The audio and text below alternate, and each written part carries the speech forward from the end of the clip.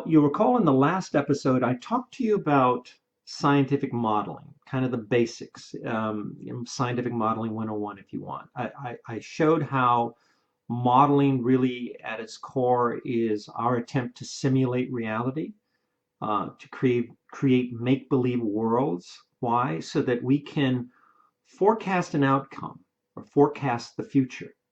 And that's a very useful thing to do as long as you get it right. And that's what this episode is all about. A good model can help us react to a situation wisely. A bad model can cause us to react to a situation recklessly in a way that we end up regretting, so that the so-called cure is worse than the disease. So today what I want to do is I want to talk to you about how do models go wrong? How is it possible? And there are many ways in which a model can go wrong, but I'm going to just restrict myself to half a dozen, okay? And I'm going to go through these one at a time, and then we'll be done for today. But the first one is the first way in which a model can go wrong is faulty assumptions. Every model has to start somewhere. And it starts with assumptions. The scientist makes certain assumptions about the nature of the virus, how are different nations reacting, what's the death rate, what's the rate at which people are asymptomatic, how many, you make an assumption about how many people will comply with social distancing. There's a whole laundry list of assumptions you need to make before you even put pen to paper, before you even turn the crank on your make-believe world. And if you get the assumptions right, bingo, then you can come up with a reliable forecast. But if you get those assumptions wrong, man, you can do more harm than good. And just take a look, last time I showed you three kind of categories of curves that are very popular with models. First one is linear.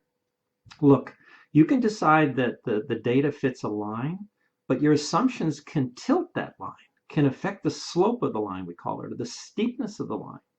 So if you make one kind of a conservative assumption, it could be this kind of a line. But if you make a kind of over-the-top assumption, boom, all of a sudden you're predicting something skyrocketing. All because of the assumptions you're making. You affect the shape of the curve with your assumptions. And that's what you have to be very careful about. So if you look at a nonlinear curve, like your parabolas, look at that. Even this this could be one parabola. It's not very steep, but if you make an assumption, a different assumption, you affect the shape of the parabola and therefore affect the prediction you're making, all because of your assumptions. And then thirdly, the exponential, which is very relevant to us right now with the pandemic. Even not all exponentials look alike. Some have a very kind of graceful sweep. Yeah, at some point they always take off. Yes, they kind of go along and they trick you into thinking it's a linear, and then it looks linear, and then all of a sudden it just takes off. But it could take off like this, or it could take off like that. And the prediction of your make-believe world is affected by the assumptions you make as to whether it's this or whether it's this. And already we're seeing a lot of the modelers in the coronavirus pandemic backtracking, and they're going from that to, hey, yeah, go, but not quite as bad. We're already seeing that. Those early models were bad models because they were based on very faulty assumptions. Okay? And I'll have a little more to say about that, the pandemic modeling at the end of this episode. But let's move on. So number two, the second way in which a model can go wrong is faulty data and a faulty model.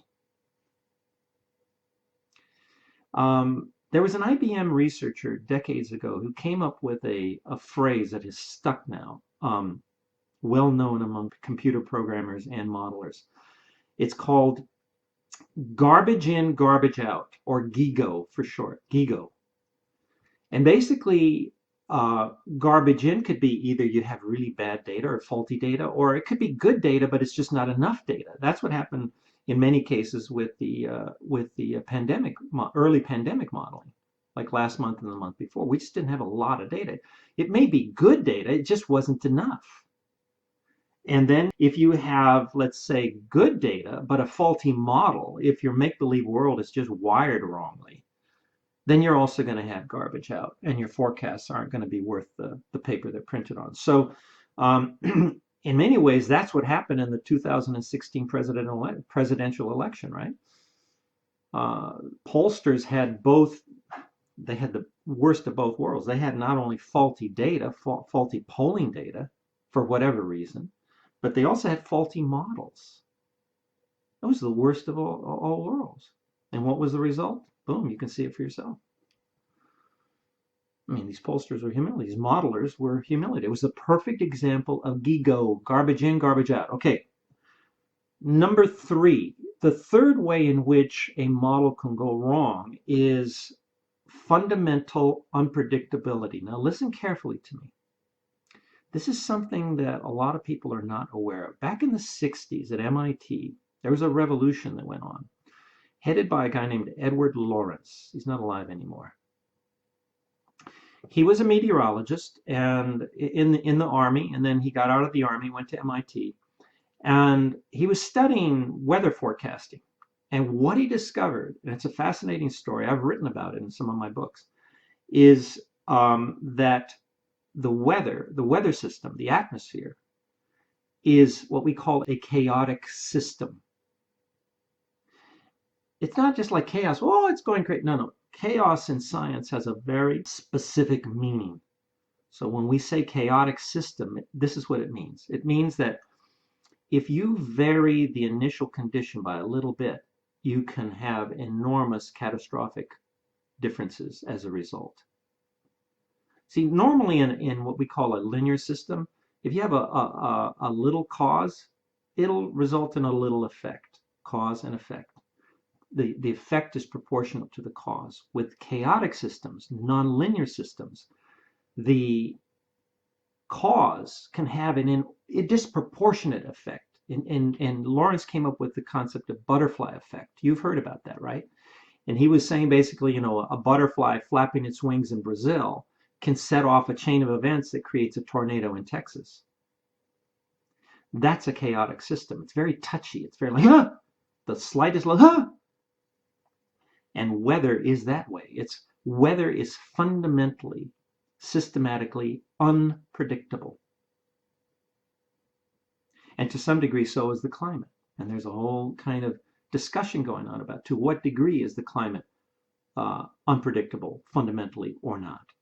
So this is a very big deal. You will encounter cases where what you're trying to model, the thing you're trying to simulate, is just fundamentally unpredictable. So your forecasts really ought to be taken with a grain of salt. Okay, so that's the third way in which models can go wrong. And I encourage you to look into Ed Lorenz's story. It's really fascinating. Okay, you know what? I think we're going to leave it there for now.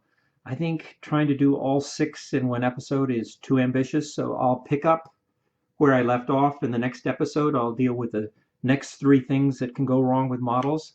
In the meantime, thank you for tuning in.